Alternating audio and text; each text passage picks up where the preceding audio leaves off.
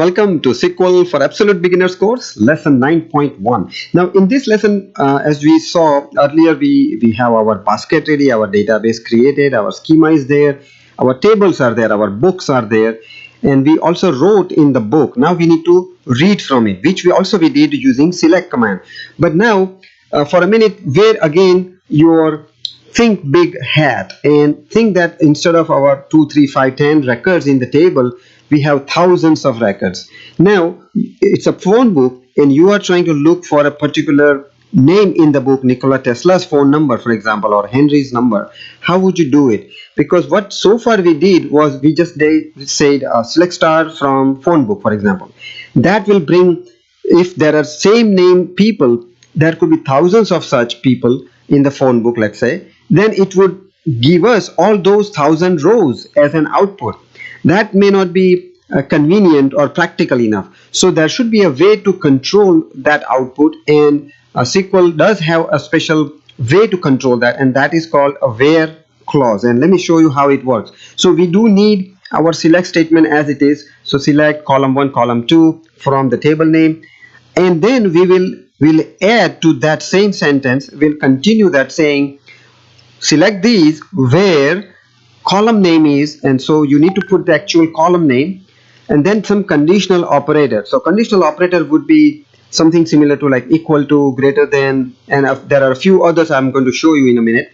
So conditional operator, and then the match value. The match value is what are you looking to match it with. That column name should have something to match with based on the conditional operator we are providing. So let's take an example. So let's say we say select star from Edison.phone book, and that much that much also can run, but as we said, that would give us number of records. So now let's control it, where we'll say where. So that where is a keyword, and we need to supply it as it is, like where. We cannot just say somewhere like or anything like that. So we have to use this. So where, and then the column name, in this case we'll use name column. So name, and we say match it as equal to sign. So equal to is my operator, and then we put, since name will be my character type, just like we added when we did insert command, similarly we'll put this also in quotes,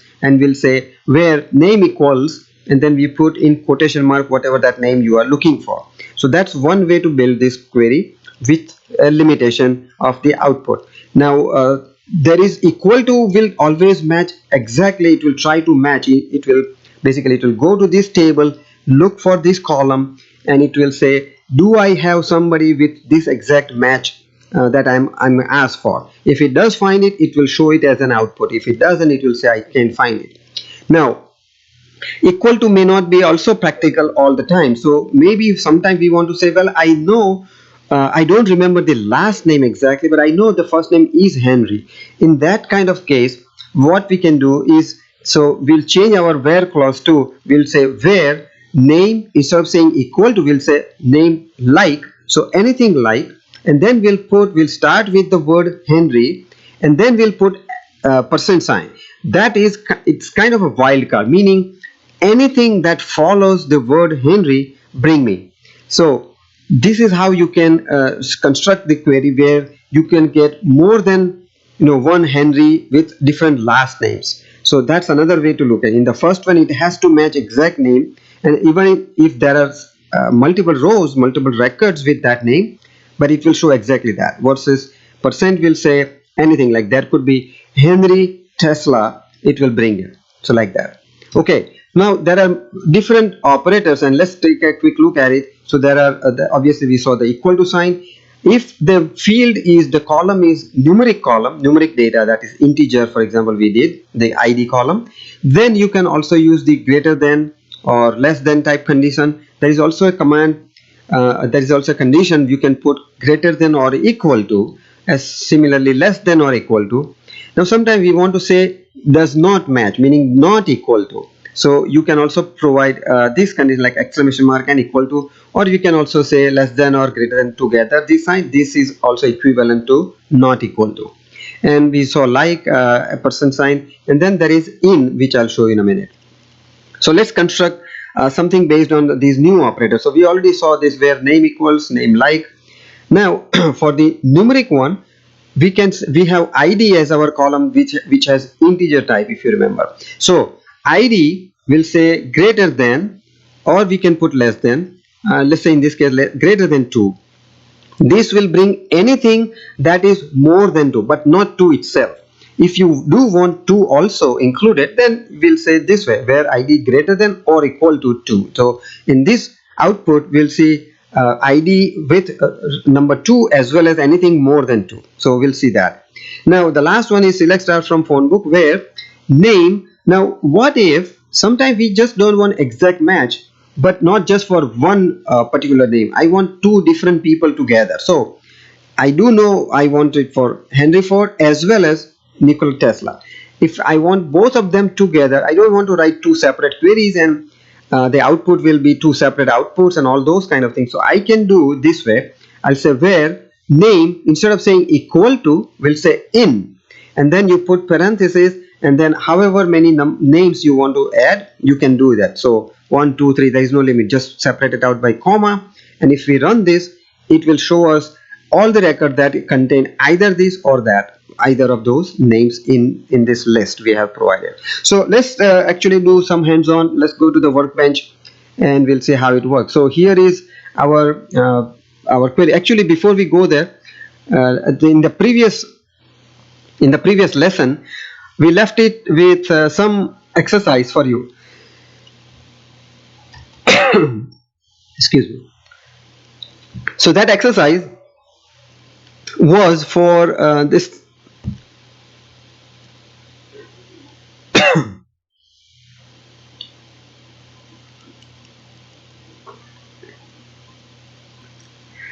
okay, so before we actually start running our where clause, just to recap, in the previous lesson we had an exercise to insert data into address book. So I have these 2 commands written to insert 2 records into address book, and as you can see I added based on what we discussed.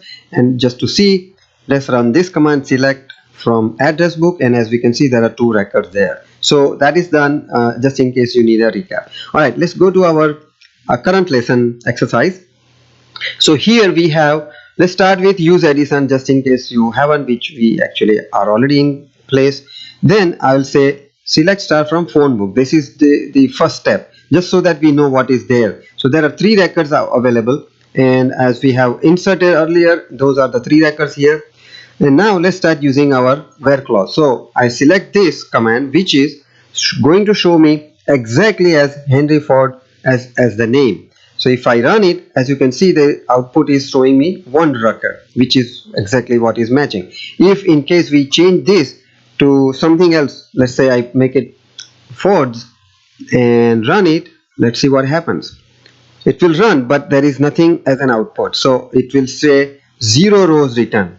There is nothing wrong in this. So keep in mind, this we are just telling it to bring and match what I am asking for. But if I had done this, for example, instead of name, if I say names, so that plural, it has to find this column name in the table. And obviously, as we know, there is no such column called names, as you know, as you can see here. See this phone book table and the columns, it is NAME as we discussed. It's not plural. So if I run this command now, and we'll see what it, so that failed because unknown column names in where clause. So obviously it says I cannot find this column in the table, so I cannot match. But this is we are supplying whatever we say to match with, it will try to match. So that's the difference. All right, so Henry, and then anything follows that kind of command. Let's run that, and again we end up with only 1 row. If we had additional records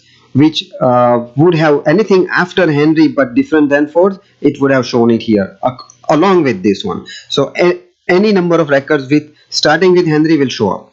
Now it's not necessary that we put this wildcard, this %sign at the end of it. We can also put in the front, meaning put something in the front. Actually, let's run this one. So if I run this query, that means anything in the front of Henry and anything at the end of Henry, I want everything as my output. So this is how it will run. Now in between I can also put percent sign. Let's say I tried, if I had something like this, let's say Ford percent Henry, just in case. It's not there, I know, but let's say. So in this output will be blank. So I can definitely put something in between, at the end, or in the beginning, or at the end, either way.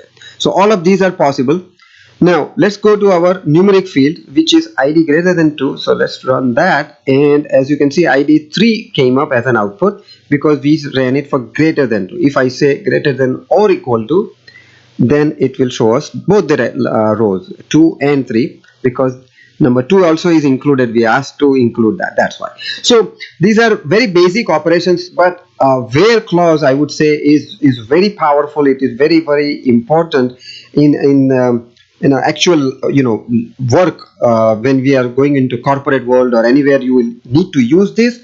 You have to be very specific sometimes, or rather control the output, all kinds of things. You will see the where clause will be used very extensively. So this whole structure, select statement with where clause, is one of the most powerful query commands. Now there are some additional things that we are going to look at in the next lesson, and let me just quickly mention what that would be. So we saw all these different where clauses, but think about the situation where, let's say, I know that name is, I want as Henry or something like Henry, and id should be greater than 2, or let's say phone number should be something like, so I want to combine basically two different conditions into one. Is it possible?